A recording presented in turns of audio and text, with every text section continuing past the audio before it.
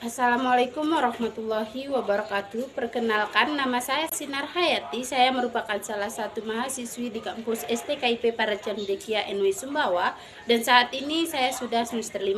Baiklah, di sini saya akan menyampaikan hasil analisis saya tentang salah satu jurnal yang berjudul Socio-Economic Representation in English Language Textbooks Used in Regional Indonesia, atau representasi sosial ekonomi dalam buku teks bahasa Inggris yang digunakan di daerah Indonesia.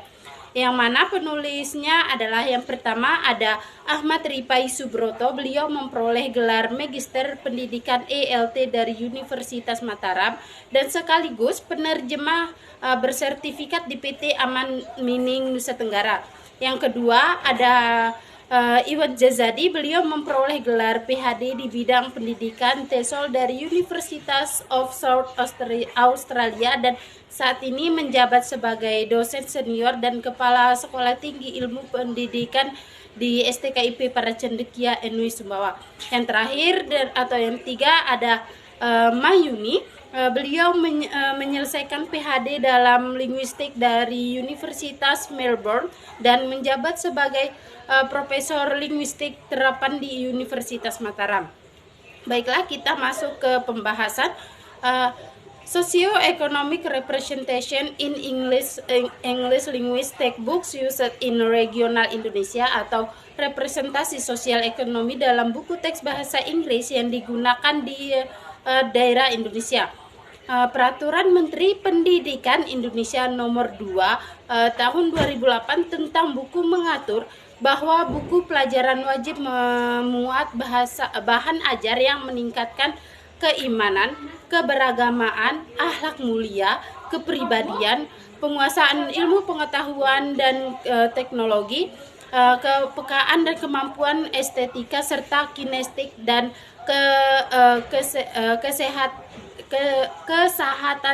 kesehatan daya tampung yang disusun berdasarkan standar nasional pendidikan. Tomlins menegaskan bahwa buku teks ELT yang baik memiliki beberapa karakteristik termasuk inklusi budaya pembelajaran, sedangkan D menekankan bahwa buku teks harus bermanfaat bagi siswa dan guru mewakili latar belakang siswa. Hanya beberapa studi telah dilakukan pada isu-isu representasi, namun terutama tentang representasi gender dan budaya.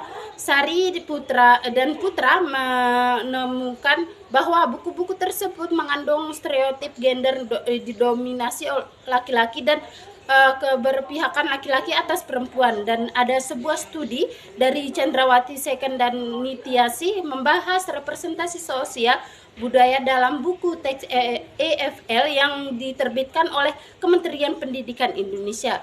Ditemukan bahwa status sosial ekonomi keluarga siswa berkorelasi kuat dengan pilihan strategi belajar dan prestasi akademik mereka dalam bahasa Inggris. Sejauh ini sedikit penelitian yang meneliti representasi status sosial ekonomi dalam buku teks, dan Bapak Jazadi sebagai peneliti kasus representasi sosioekonomi yang diidentifikasi dalam buku teks EFL sekolah menengah atas dan sekolah menengah pertama di Indonesia.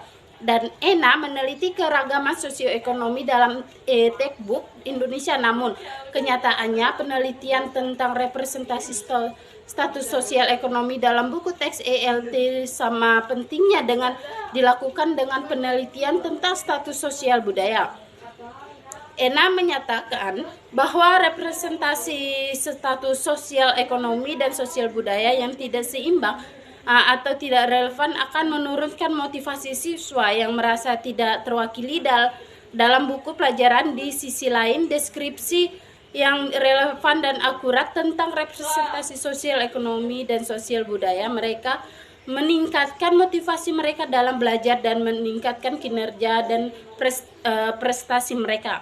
Penelitian ini bertujuan untuk menguji representasi sosioekonomi dalam buku teks ELT SMA yang digunakan di Lombok sebagai daerah khas Indonesia. Data untuk penelitian ini dikumpulkan secara sengaja dari 5 buku pelajaran bahasa Inggris yang digunakan di sekolah menengah atas di pulau tersebut. Data dianalisis dengan menggunakan model 3 dimensi Fairclough. Yang pertama deskripsi, yang kedua interpretasi, dan ketiga eksplanasi. Profil sosial ekonomi masyarakat Sasak di Lombok. Lombok merupakan salah satu dari 2 pulau utama dan dihuni sekitar 3,4 juta jiwa atau sekitar 75% dari jumlah penduduk Provinsi Nusa Tenggara Barat. Temuan dan pembahasan sama sekali tidak meniadakan fakta bahwa masyarakat Sasak merupakan prototip masyarakat lokal di Indonesia, karena dalam banyak kasus profil Indonesia dimiliki oleh mayoritas warga negara Indonesia seperti beragama Islam, keturunan Melayu, dan memiliki keadaan sosial, budaya, dan ekonomi yang sama. Diakui pula bahwa tujuan pendidikan nasional Indonesia yang menjadi pedoman penulisan buku pelajaran tingkat nasional juga mengikat siswa dan guru di Lombok. Pekerjaan yang dilakukan masyarakat Lombok sebagai bagian dari 2.057.752 penduduk produktif di Nusa Tenggara Barat, umumnya didominasi oleh pertanian 46,93%, diikuti oleh perdagangan, hotel dan restoran 19,87%, jasa 13,50%, dan pekerjaan lain yang masing-masing di bawah 10%. Data ini sejalan dengan pengamatan Afandi. Berkomunikasi masyarakat Sasak secara tradisional berkisar pada pertanian dan perikanan, dengan dominan petani. Data yang digunakan untuk menjawab pertanyaan penelitian pertama mengandalkan survei literatur dan pengamatan partisipan, karena semua penelitian telah tumbuh, hidup, dan dididik provinsi